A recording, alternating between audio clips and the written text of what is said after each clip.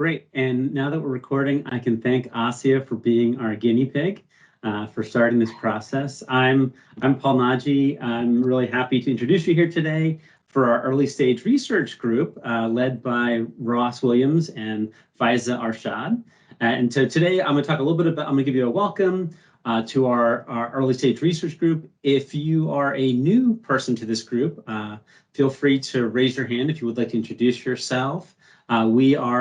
And then I'll give you a description about our group, and we'll then have Faiza is going to give an interview for Dr. Asieh Golozar, and then we'll talk about some of our upcoming events. And so thank you for joining today. So what is the Early Stage Research Group?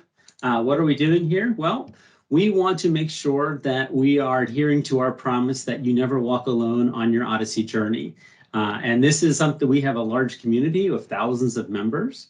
We cover a lot of different domains, and so and we have a lot of material. So what we felt is there's just an enormous amount of material out there for learning about Odyssey, from the manuscripts to the videos on YouTube, and probably the best place to start are the Book of Odyssey and the Eden Academy. And once you get a little bit oriented, then you can join our working groups as part of the process. And however, we felt like, there's a lot of education, but there's not a lot of mentoring and networking opportunities. And so you really have to kind of jump in to a working group. And so we thought this would be a great way for you to get to know some of the leaders of our community, get to know some of the pathways that they've created in their careers, and also really start building up your network paths within Odyssey as well. We wanted to share that, the journey is a lifelong journey for learning. So we have many people that are coming in new to Odyssey with really diverse backgrounds and working in different fields. And as they start growing increasingly in gaining competency, we hope that they contribute back and share with others what they've learned. And this is how we really grow our community. And so that's why we're so happy to have mentors here today. We also recognize that this is a big domain. There's actually 4 disciplines within Odyssey, from data analytics to software development and information science, to statistical methods, to clinical research domains. So there's actually many pathways inside Odyssey if you think about it. And so what we want to do is bring in leaders who've gone through these different pathways to talk about decisions that they've made in their careers, and how and what sort of things get them excited, and what opportunities would they like to share with people that are on that journey. And as we know, there's not only different domains, but there's actually many different organizations that you can be creating value with Odyssey in, from healthcare systems to university settings and government agencies and pharmaceutical and device manufacturers. And so there's actually a whole slew of different types of companies, a whole slew of different disciplines to join into. And so really we felt this would be a good opportunity to start talking about those pathways. Many of our leaders have gone through the forest with a machete, carving their own pathways into creating their positions. But we want them to pave the road for us so that we can kind of see what a career would look like in Odyssey and in computational observational research. And so with that, if anyone would like to take a moment to do an introduction, feel free to introduce yourself at this time. We're really thrilled to have you here.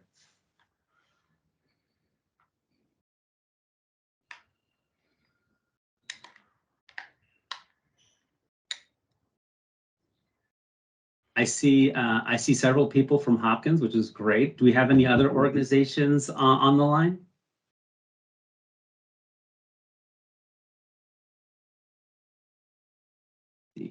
And so Faiza, you're with UCLA. Yeah, I can do an introduction to myself. Yeah, why don't you introduce yourself and our speaker? Okay, so hi everyone, my name is Faiza Arshad. I'm an undergraduate student at UCLA, and I work with Dr. Mark Suchard.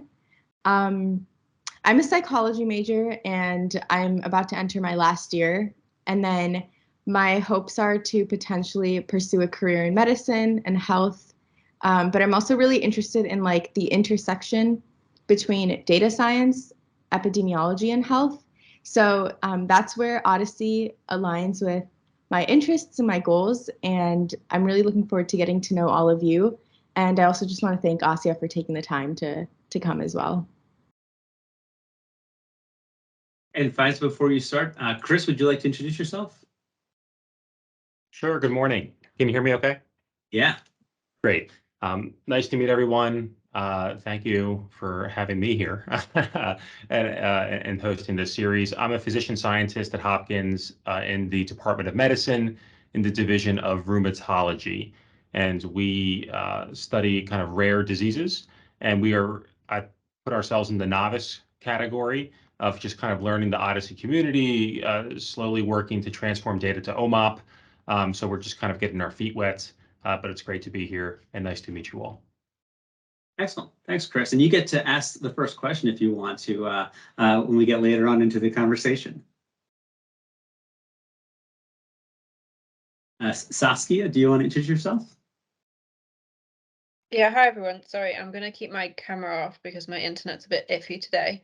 But I'm Saskia. I'm a data scientist in musculoskeletal research in Manchester in the UK. Data scientist is a little bit of a misnomer because I do everything with data up to analysis and then occasionally do a bit of descriptive stuff. But a lot of my work is around the FAIR principles. So I'm kind of coming to Odyssey from the interoperability side of that and seeing where that can fit in with my work. But it's nice to meet you all. Yeah, that's wonderful. And all of the data grunging, that does count as data science, just so you know. That is a lot of what we do with working with data. Srinivasan? Hey all, I'm Raga Srinivasan. I work at St. Jude Children's Hospital.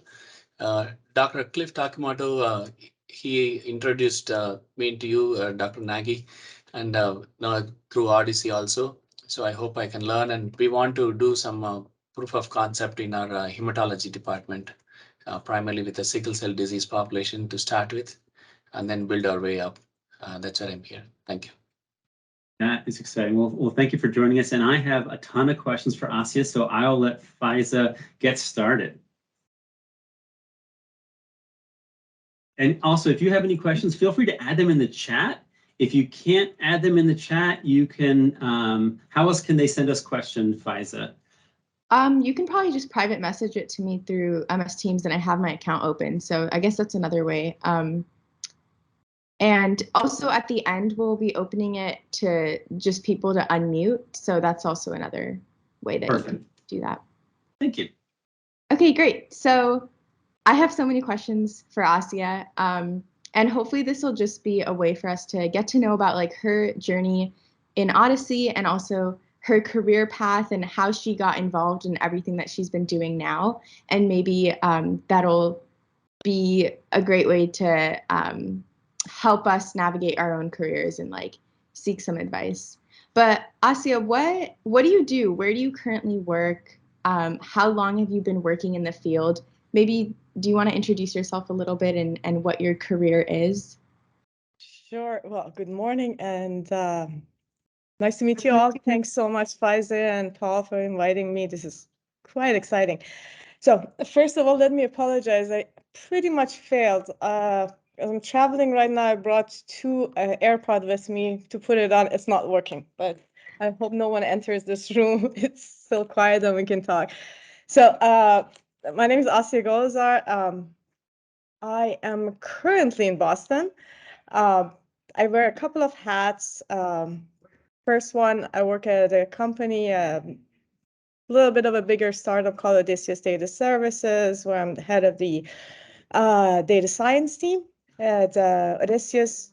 Just from the background perspective, and I'm an epidemiologist, physician, a mini biostatistician. I've been doing epidemiology, very specifically cancer epidemiology for around 20 years now, but I've been doing it from different perspectives. So from cancer etiology and prevention, that's where I started, some of the risk factors and how can we learn about specifically upper GI cancer in high-risk areas like in China, Iran, Brazil, Uruguay, Paraguay. So like I did some work around there, then moved on eventually to looking into outcomes and like cancer outcomes and cancer survivorship.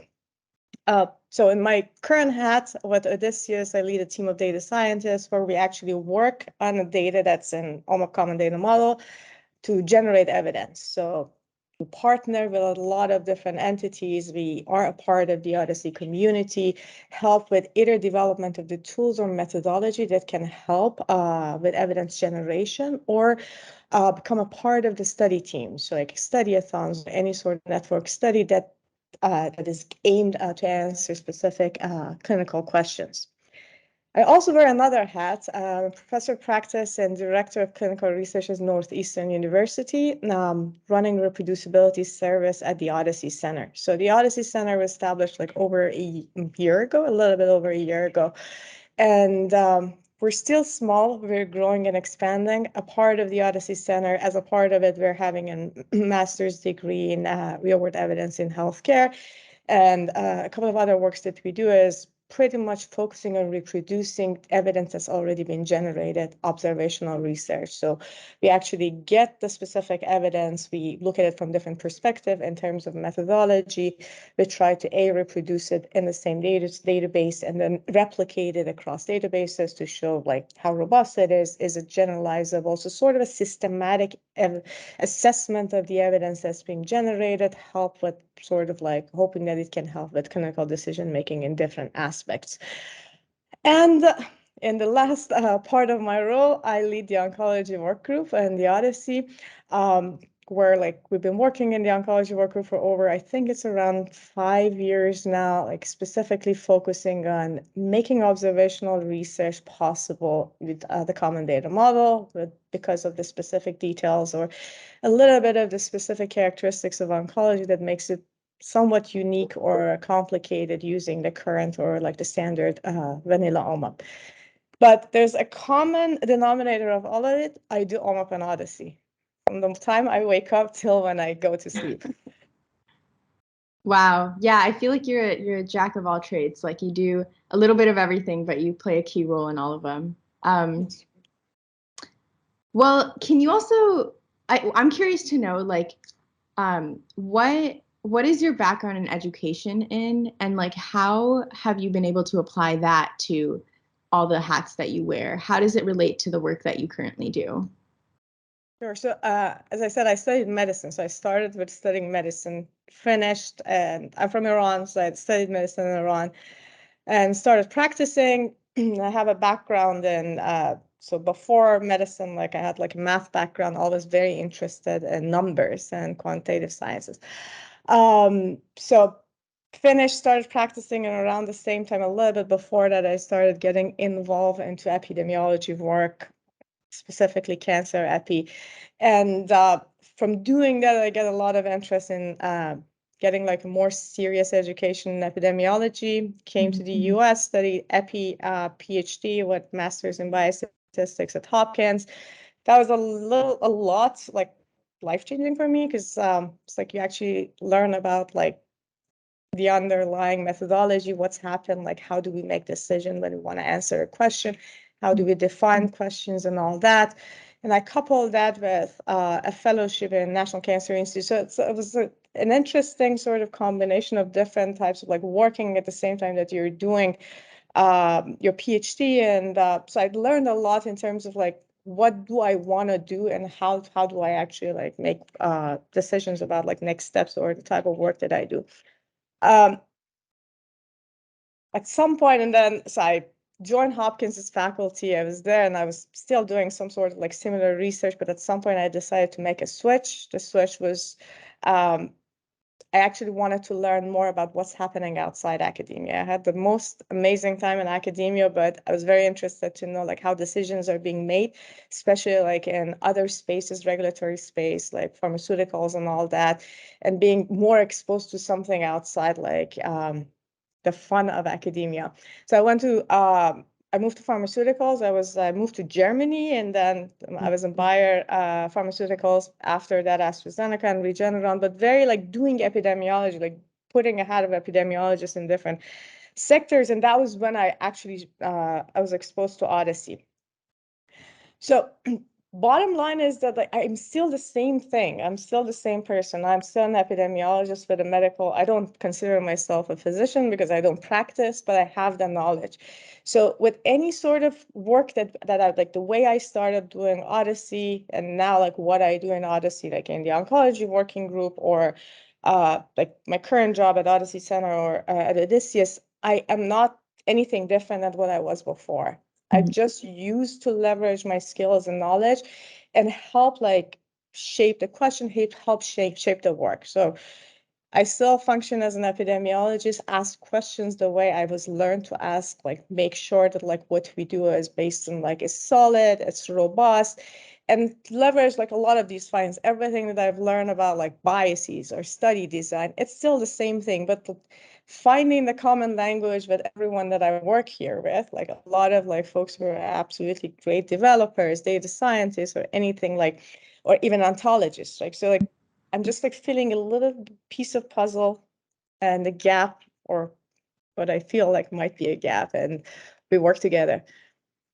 That's great. But it's nothing new. It's the same thing, just using it here. You're kind of just right. You're applying your knowledge in different avenues and like branching out. So did you I mean, I know you said that you switched at some point and then you went to Germany and you've had all this different experience, but did you kind of see your path being that way, or how I mean, I think a lot of early stage researchers, they sort of don't really know what opportunities to seek or like what factors to consider when making decisions on like different jobs to pursue. I mean, how did you sort of how did you navigate that and figure out where you do want to step in and contribute versus like where you might not? So, I mean, full transparency, I always love to do academic work and just like brainstorming and doing fun stuff. But I got to a point that I thought I also want to know what's happening from the applied perspective and also get a little bit more knowledge about what is it that other folks like me would do outside, right? So like you hear a lot about it, and there's some sort of reaction, like when you want to make a decision of like, whether this is the path for me or not, when you talk to different people. But I got to a point like, okay, I want to explore. And I sort of gave myself 5 years to go and experience. Oh, okay. To go and it was like something I didn't know. I thought like if I like, I would go and then continue, or I can make a switch and change. But I think that was the best decision that I made, because I got exposed to so many things that if I were just like to continue my path, which was good and I was happy, I would have never been exposed. One of them is Odyssey. I heard about Odyssey when I moved to pharma for whatever reason. I don't know, like maybe like I was in the epi department at Hopkins, like I never heard about it until I got out. I didn't know Paul back then. But besides that, there were a lot of amazing other people around the world that I got to know and explore and talk to, right? Like a lot of like absolutely amazing minded people that you can talk. You can come up with ideas and ideas for collaboration, doing more work. So that shaped me quite a lot in terms of like what I want to do. And the idea that the world is not the only like the place that I work with, my office and my college, but it's actually the entire, like, it's like a village of everyone doing everything, and you can do, that's what was fascinating, right?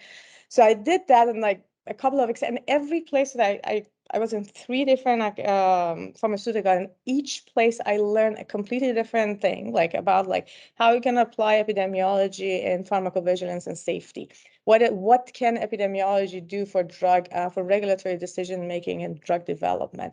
What can it do for drug development? So all of that gives you a lot of clues in terms of interaction, how epi and like this kind of background and like even data science and observational research can be applied. What are the other potential untapped like resources or places that you can go? So I came out with a lot of experience. I learned a lot, but I was also fortunate to get that exposure to Odyssey and continuing being a little bit too pushy to be able to completely move in the space. Yeah. Which, Yeah, I love that you said you gave yourself a little bit of chance to explore, because like I came across Odyssey by accident too, and I think like that's that's the really nice thing about opportunities sometimes, is when you don't even plan for it, but then it ends up being something so valuable in like your trajectory. But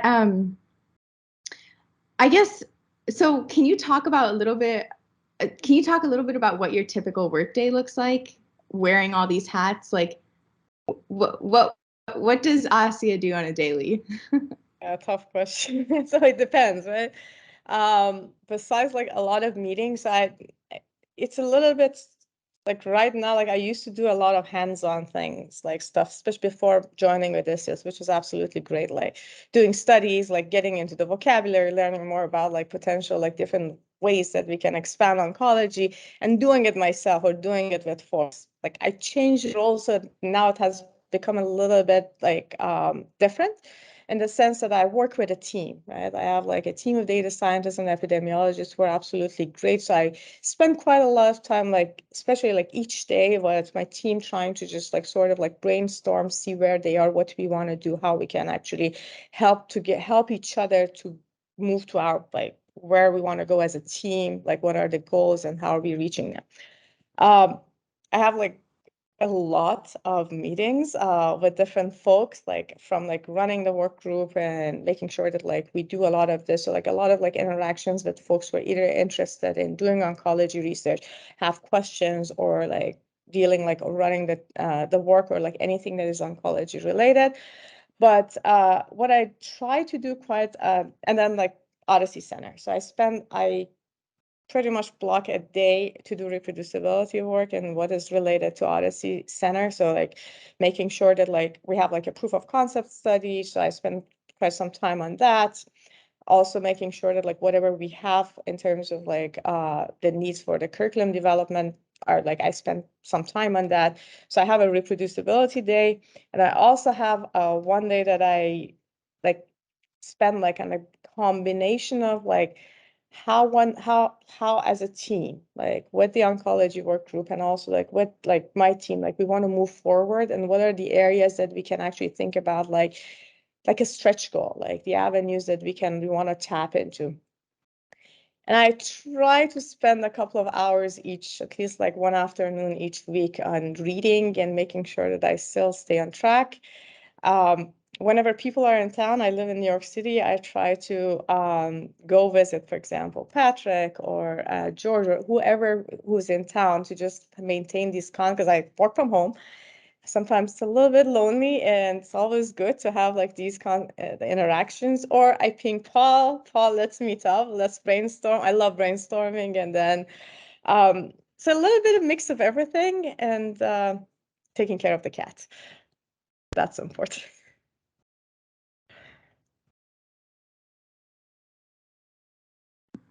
Okay, sorry, it took me a minute to unmute there. Can you hear me now? Yes. Okay, great. No, the cats should be the best part. Great. And so I guess another question I have is, we have a lot of like PhD students and other researchers who are just starting their career. What sort of like skills or technical knowledge would you recommend, or would you see as like most beneficial in your career, and would you advise people to attain in order to sort of do what they want to do in Odyssey? Like, what kinds of skills and technical knowledge have you seen be the most practical and useful? I'm gonna answer like an epidemiologist. It depends.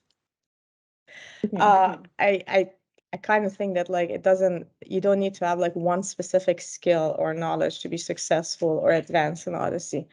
It all depends on what you actually want to do with your life. So like we're all here because we're interested in healthcare science. We are interested in actually generating evidence, meaningful, reproducible evidence from observational data. And that means a lot of steps, right? So some of us might be data scientists and are very, very much into developing like specific analytic tools or methodologies. That has its own requirement. Like I would just focus on that. Some of us might be epidemiologists. I would say like if you're an epidemiologist, like become a good epidemiologist. Like, I think like each of us can contribute a little bit, and I think like none of us can do it alone. Like I don't think there's one, I mean, there might be one or two people that can do it all and know it all, but we can't know it all and be good at all of that. So if there's one specific aspect that you want to focus on, do that. I think what is very important, and I see this is missing, especially like in a lot of folks, that like maintaining or making sure that we have like the connection with with healthcare, like, because everything we do is in healthcare, right? So like if I come, for example, from a background of economy, and I'm an economist, it's very important to make sure that like I have like the perfect skill set, because it's pretty much like there are a lot of commonalities. But I know the human biology or the complexity of doing healthcare research to be able to apply my skill set in the right way. So that connection, I think, is the most essential for any sort of like discipline that comes into this work to be successful. But I strongly believe that like if there's something you're passionate about, you have to focus on that. You have to grow your deep expertise in that, because that would make you advance and excel. Because that would become your life. That would become your hobby. You would wake up being happy about it. You would love doing it. And I think that's just the essence of it. What about for physicians though? Like, what about, I mean, do you work alongside physicians? And I guess what tips do you have for them, since I'm sure a lot of them don't come in with a lot of epidemiology background, but what kind of tips would you have for physicians who are trying to navigate the realm of observational research? So I'll give you an example, because that actually happened to us like during the Pioneer Study-a-thon. So like for those of you who don't know about it, it was a study-a-thon that was organized a year and a half ago. It's like from one of the IMI initiatives focusing on prostate cancer, but it has a huge backup from the European Association of Urology. They're developing guidelines for urological diseases in Europe. So there's a beauty of this work, because like technically, if we can show the value of this work can end up into guidelines, right? So there's a lot of feedback that are coming from the guideline group. Clinicians and urologists were being trained to be guideline developers. These folks are doing systematic review and synthesis of evidence from systematic review to develop guidelines. So that was like the interaction that we had with them. And I actually loved it. It was a lot of back and forth. It took us like 6 months to come up with some sort of common like sort of language in terms of like, how do we look into observational research? We don't know what we don't know. We don't know what's happening, like how decisions are being made, because it's not being recorded. We can't see, or we can't actually study events that are not like recorded, right? So we see everything that has a timestamp, like in the patient care. But what was absolutely critical was for physicians to maintain that communication, right? So at the end of the day, after a couple of months, we kind of like they learned more. They would go and they would talk about biases. They would talk about confounding, or like immortal time bias, or like, oh, you have left censoring or right censoring. But this was through the engagement and interaction. So, and the openness, and the same thing for us. Like I learned so much. Like I was actually meeting with them like a month, 2 months ago, and they were like, oh yeah, the first time we talked, you asked a question, which, and I'm a physician, but I'm not a urologist, like about prostate cancer. And they're like, but now you talk as if you know prostate cancer more. So it's a lot of learning through all of these experiences. And I think it's the beauty of this work that we do, just being open, talk, ask question, and having the, like, knowing that nothing is wrong. And you can just ask and you can push it, because sometimes there are things that we don't know. We think we know because we've been doing observational research, but we don't know those little nuances about like the clinical decision making, the healthcare pathways, and all that we need to get from the clinicians, and we need to work together. And the same thing with the phenotypes that we develop, right? If we don't have that clinical perspective, we can simply go wrong immediately. Yeah, I totally agree. I think you can never run out of questions. And speaking of questions, so I think Paul dropped a really good one in the chat. Asieh, how can people find grants and funding sources to work in Odyssey? Grants and funding sources. Couple of ways, and I'm laughing because it's a little bit of a tough situation. But like the first and the easiest one is find people who are in the grant writing, who are writing grant, who are constantly working on it. What I found in Odyssey is people are very open to collaboration. Like you just have to ask, you just have to reach out. Like if they find something and if there are opportunities, they would not hesitate to expand it, right? So with the Odyssey Center, like we have like, or some universities within university, you can actually like talk to the grant office, so like to see like what is there, and then work with people who have who are interested and like sort of like ask to join like the entire like work from the beginning. But reach out, network. And communities like that, or meetings like that, or even like the community call are good places to network, to expand, or the annual meeting, symposium, to know other people, maintain the relationship, and make sure that they remember you. Then they remember what you can do and that you're willing and interested. And so, Asieh, that's helpful. So what I'm wondering is, most of medicine is around disease-specific, funding mechanisms. And so half the time I feel like we're going to have to educate our grant funders about the Odyssey. Is there particular grants that we've done well in, whether it's MLM or other areas that, where would you go? Would you do a U grant for a network study? I'm trying to think of what would be like the pathway to help a clinician try to look for, try to help to build their career, whether, whether it's a K grant, whether, as they try to find the right funding mechanisms to help them study their patient population. So maybe a little bit of a tough question, but I can tell you, like, from some of the different grants that I'm aware of that have been funded, have been successful. We have a lot of collaborators who have either a U grant or R21 that are like willing to, they're working towards R01, mostly specifically on cancer informatics, like coming like from the NCI. There have been successful cases that have gone through that.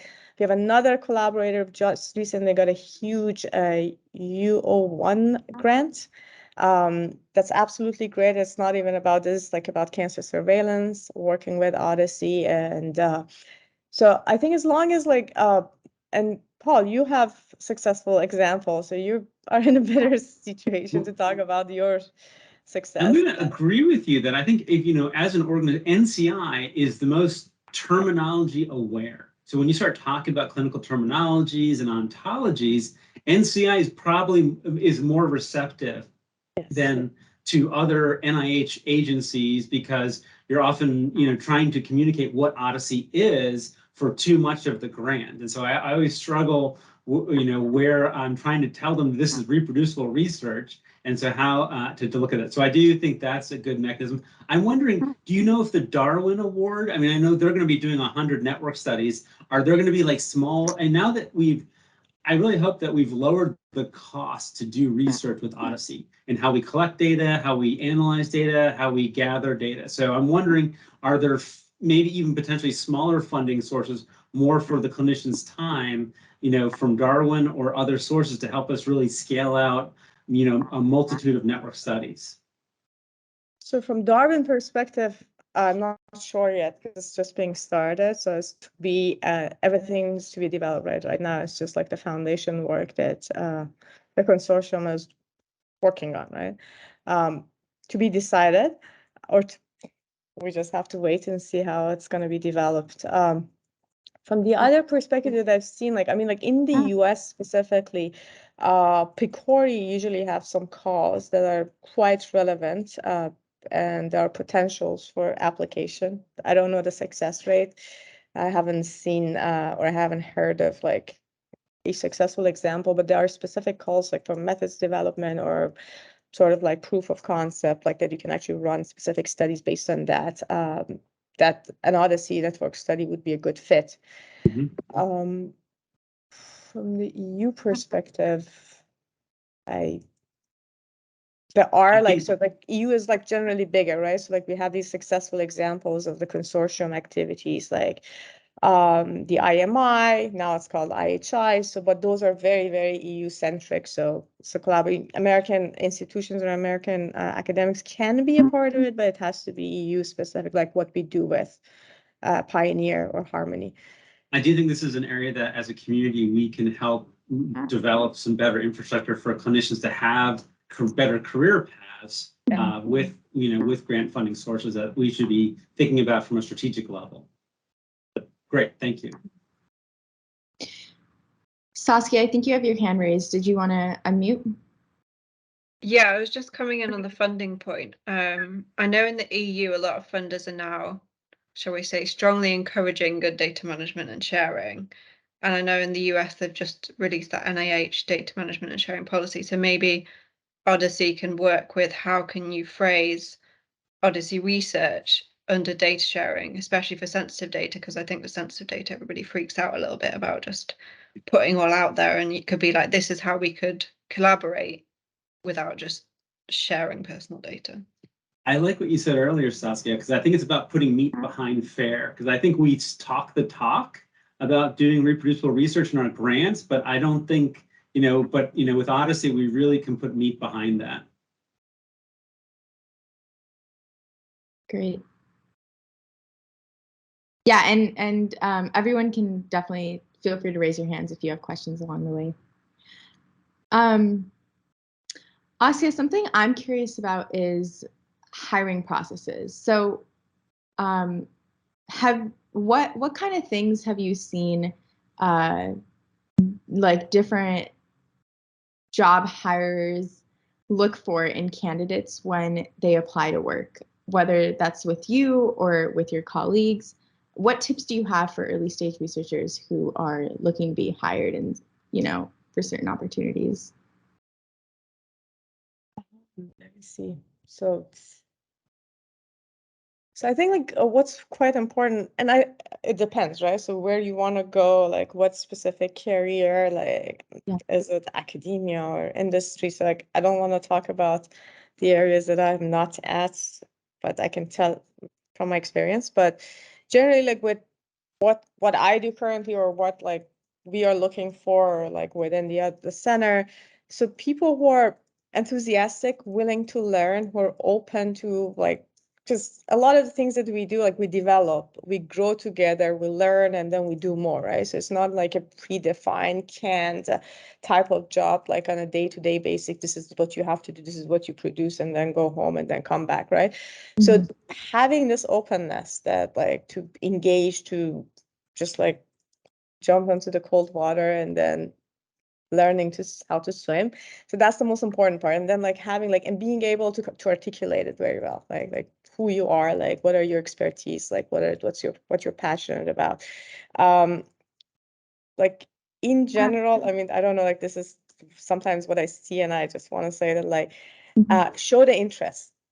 If you're interested about Odyssey, if you're interviewing, you have to talk about it. So that you just show. So because for example, if you talk to someone, if you talk to me, I don't know, I can't that. You have to get engaged. You have to show how, show the spark, show the passion. Great.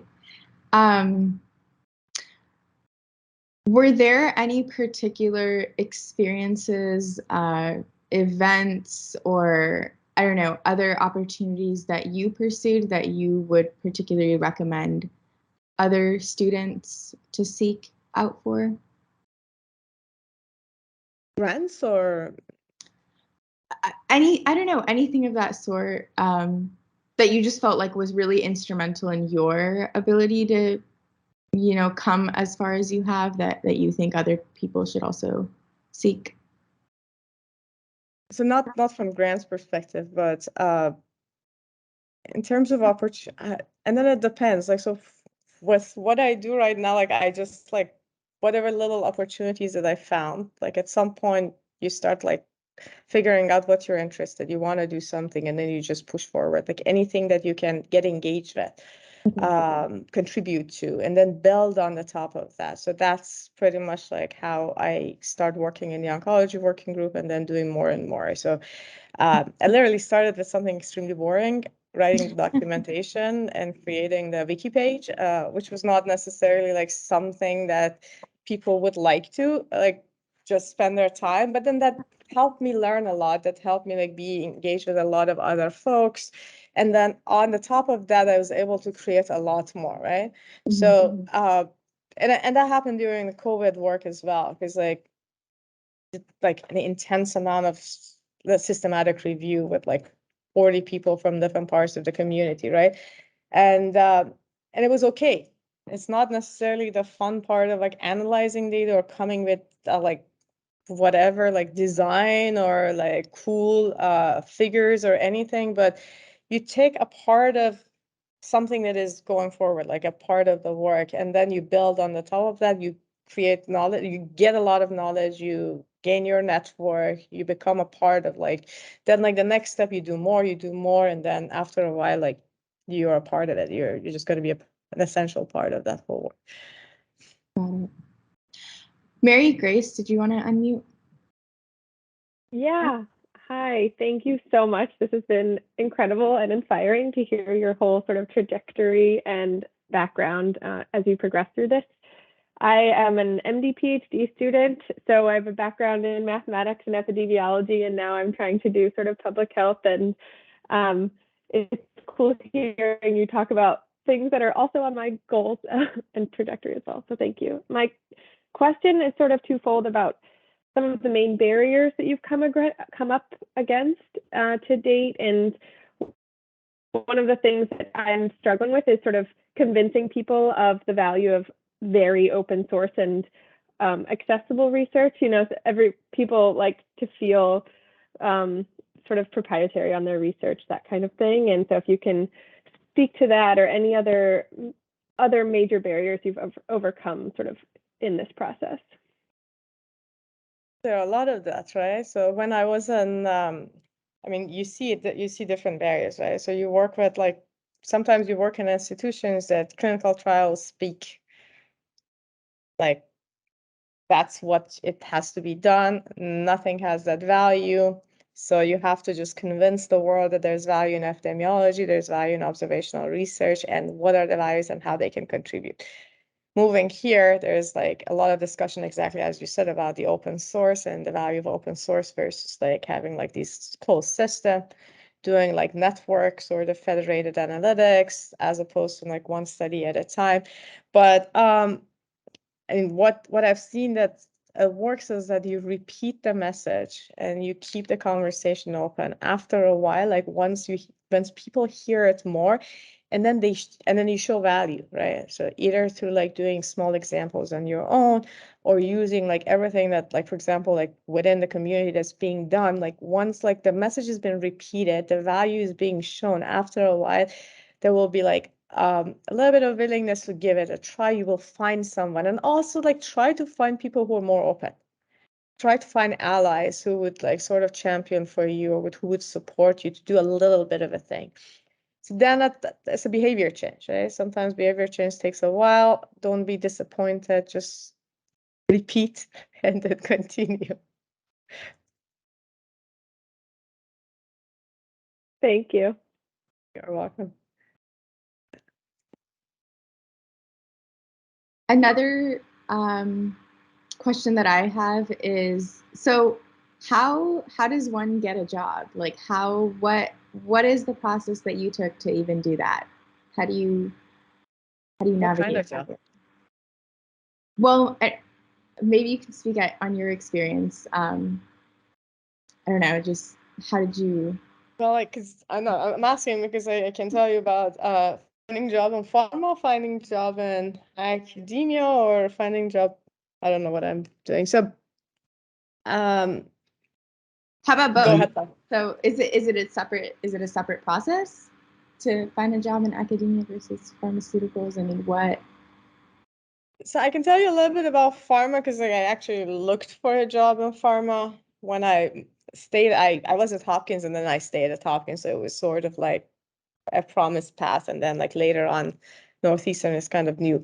So I have to say, like in the beginning, it was not that easy to find like a pharma job, and there's a lot of reasons, right? So you grew up in an academic space, you do academic like work, And when you're exposed to pharma, there are certain expectations that there's like a need for certain years of experience in pharmaceutical industry or consulting, and like there are all these things, the barriers that you don't have. It depends on like no matter how great you might be like at an academic institution, but you can break them. Like there are a couple of ways. So I literally talked to, so when I wanted to go to pharma, I talked to maybe like around 50 different people, like friends of a friend or a friend, whoever I knew, to have an understanding that is it the type of thing that I want to do? What type of people are there? Like, what do they do? And then, and then through that, like, I kind of expanded the network, and then try to understand what is it that people want, like, from this work, right? So like, if I have done so and so, which is so cool, or I have like a CV of like 15 or 50 pages in academic, that doesn't fly. Right? You gotta have like everything in 2 pages, like very concrete, like very, very comprehensive, but it's very short. People don't have time, but you got to get to the point. So I learned the art of like writing a resume, at the same time writing a CV, or the art of writing a statement of a purpose or a cover letter, like having like knowing who to talk to. So there's a lot, the process kind of similar, but like resume versus CV, like how to like learn more about the job, learn more about like what's needed, and then network, right? So the network can show you like what might be a good fit, what might be something that you might be interested. Different organizations have different expectations. The expectations you might be absolutely great, you might not match that expectations, right? So through these conversations, like talking to friends of a friends of a friends and friends, you can find places that might be a good fit. But generally, I think that is it. And a lot of it is, I think the most important part is networking and hearing your peers' experience, like whoever has done it before you, like where they've gone, and getting help, asking for help. Are they hiring at Odysseus Data Services? We are hiring. We are looking. That was a very good question. I'm smiling. Do you see how I navigated? I love that. So both data scientists and epidemiologists. Can I use this as an advertising? Absolutely. So this is a mentoring and networking session. So Asieh, any opportunities for our community would be welcome here. Oh, that's great. So I'm actively hiring both for data scientists and epidemiologists for my team. As I said, I do a wide series of different things. So, but all working like with OMAP CDM, Common Data Model, we do Odyssey. And generally the type of work is like partnership with organizations. Organizations can be academic organizations or pharmaceuticals, helping each organization or each sort of collaborator with their problems, right? So like my problem is this, like I want to find a way to answer this specific question, like looking at survivorship for these specific cancers, right? So like, how can I do that? And this can be a part of it as, can we actually think about like, are there gaps in our current like tools, like Odyssey tools or anything that we can actually work on together to do that? Or is there something that we can actually define as like a study? I want to reproduce this, or I have this question about like these specific medications for heart failure. I want to see like how these patients are using it. So that different types of activities, or we do a lot of phenotyping. So the whole process and how to do it, and creating like tools to automate a bunch of these things. I have told Paul that I'm a little bit lazy in doing everything from the beginning. I'd like to automate a lot of work. So it's a little bit of a dynamic type of work. It's not one specific one. And to be honest, like who I'm looking at are people who are excited, who are passionate, and who are willing to learn. So that's like the most important piece of each person's that I'm interested to learn. And then the team is absolutely great. We have some fantastic people in the team that I love working with every day. Some are very active collaborators in the Odyssey. Some you've heard, some you haven't because they work in the background. And yep, come. It will be fun. And Asieh, does your organization have internships for students or other opportunities? Yes, we create internships for students. If we've done like one or two before, but if we find the right candidate, we create like sort of like, depending on the timing, because like the European internship projects are usually like longer. You can have like the entire summer. I know in the US, sometimes the timing is limited, but we work together on defining like a specific project so that like they can work and then they can develop like at the same time, they learn more about the different types of work that we do at Odysseus. Because we just don't do data science, right? So we're actively engaged in the whole ETLing. So we have like a whole ETL team who are constantly working on standardizing the data. We have a vocabulary team responsible for maintaining the standardized vocabulary, like ingesting new vocabularies. And we have like a whole engineering and software development team. So different entities. So whoever would come, they would get experience and exposure to other team. We also do the same thing, sort of rotations or sort of like a little bit piece of experience with different pieces of the organization. So like if someone is coming at data scientist, like knowing about ETL process and the vocabulary is essential. So we make sure that like get the same exposure, spend some time on specific projects so you can develop like the skills or the necessary tools that can help you succeed in the data science role or an epi role. And if someone is interested in applying for either an internship or that epidemiology job, who should they contact or okay, great. That's for me. It's faster. We have like active job openings on Indeed, but if you ping me, that would be much faster because it's either me going there or you just talk to me. I did have a quick question for you, Asieh. So you seem to have like the ideal background in medical science and in epidemiology. What didn't you get out of that training that you need to be successful in Odyssey? I noticed that even just recently, our School of Public Health just began adding SQL and databases to their curriculum. So when did you learn SQL? Because you probably didn't learn it here. Absolutely not. And I have to say that, like, just like very full transparency, I'm not good at SQL. Like, I'm not good. But it's pretty important for Odyssey, yes. and you're certainly pretty good at it, considering how much you've built out of the in the oncology extension. Let me just say, I'm not that good, but I can read SQL and I can write a little bit. SQL experts or I don't know gods in Odyssey. So, but this is what I mean. I did it 2 years ago. I found like these Coursera courses and started practicing with myself.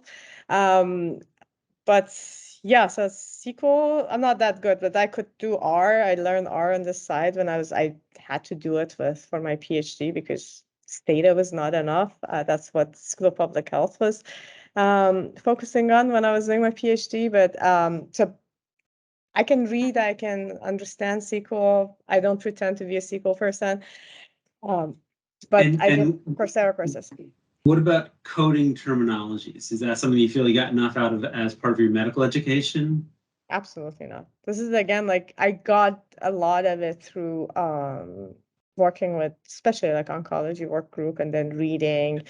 So those are the things. I mean, the idea of relational databases and common data model, I never heard of that when I was at Hopkins School of Public Health. I hope this has changed, but I had no idea. I didn't know what the relational database means until I heard about Odyssey. So I started reading a little bit, which, I mean, it's kind of funny because I was working with relational databases when I was at Hopkins and I was doing the same thing, like using R and a little bit of SAS because I don't like SAS, but this is full transparency, but I had no idea it's called relational and no one was using this thing. It's just like, okay, this is a database, go figure it out. And absolutely. No. And I think it's fun to try to figure out a gap analysis. So if you've got this type of training, here's a bootstrap of things you want to pick up. You know, if you have a medical degree, here's a good crash course. If you have a technical degree, you know, so it might be fun to develop some like crash courses or at least identify the gaps that you might want to pick up to be effective. I think it's actually a good idea, especially because when I was first exposed to that, and then like when I was listening to people talking, it was just, and I keep saying that it was very overwhelming because they're talking about this and that, and like, what the heck, like they're talking about what I do is in life, like doing observations, but I have no understanding what they're talking about, like what's happening. But like over time, I sort of like learn the language and how people are talking in Odyssey. So that would be something that I think would help a lot with everyone who's just starting. Databases for mere mortals. Got it. Rachel? Hi. Oh, sorry. For some reason, I don't think it's letting. Can you all hear me? It's not letting me undo my camera. Okay, so I'll be entering the second year of my graduate program in epidemiology. So I actually wanted to piggyback off of that question and particularly ask if you felt there were any classes that were very helpful and kind of like if you use a lot of those skills, like just any classes in particular, that whether or not they're methods based or skills based, that you think are particularly helpful in working day to day in this field. So besides like having some sort of idea about SQL, which I think will be helpful, but I also don't think you need to definitely be a SQL expert or know how to code in SQL to be able to do that. I would really focus on developing, like becoming like really good in epi methods, right? So like, and being able to apply it. I think the community needs more and more of that. We have like a very, very good library of different like sort of like methods library, but there is still more, right? So like we've done a lot of work on drug disease association and like looking at comparative effectiveness, but every little study has its own nuances, right? So you want to look into drug utilization. There's certain things that you have to have in mind because of the disease or the type of question you're asking. Or I don't want to look into like healthcare resource utilization. Sometimes you want to look into like quality measures. So with that instead, like in addition to like coding skills and being a developer and knowing the vocabulary, you need to know how to ask the right question. That's usually like one of the biggest gap that we see when we do studies, how to ask the right question and what that question means when you want to actually implement it. Like that, this all the inputs, like that the study population, your exposure, the definition of the outcomes, how, like what type of analysis. And if you bring that to any sort of like a group or to the community, you would contribute a lot and you would be extremely successful. Okay, thank you.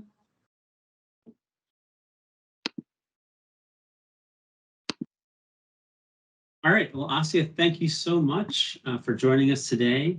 We're almost up on the hour. I wanted to mention that we get together once a month, and we're really open to if you have any people that you would like to have us interview, please send us any recommendations. What we are hoping to do is have someone that's a little bit more clinical background and then alternate with someone with a little more technical background. And Asieh, of course, covers both bases, so it's a great place to start. And so next month, and for September, we're going to have Jenna Reps present about her career path and how, on the PhD side, she's leveraged Odyssey in her career. Thanks so much for having me. Asieh, it was a great pleasure. Thank you. Thank you, Asieh. Enjoy the rest of your day. Thank you. Great. All right, everyone. Take care. Thank you.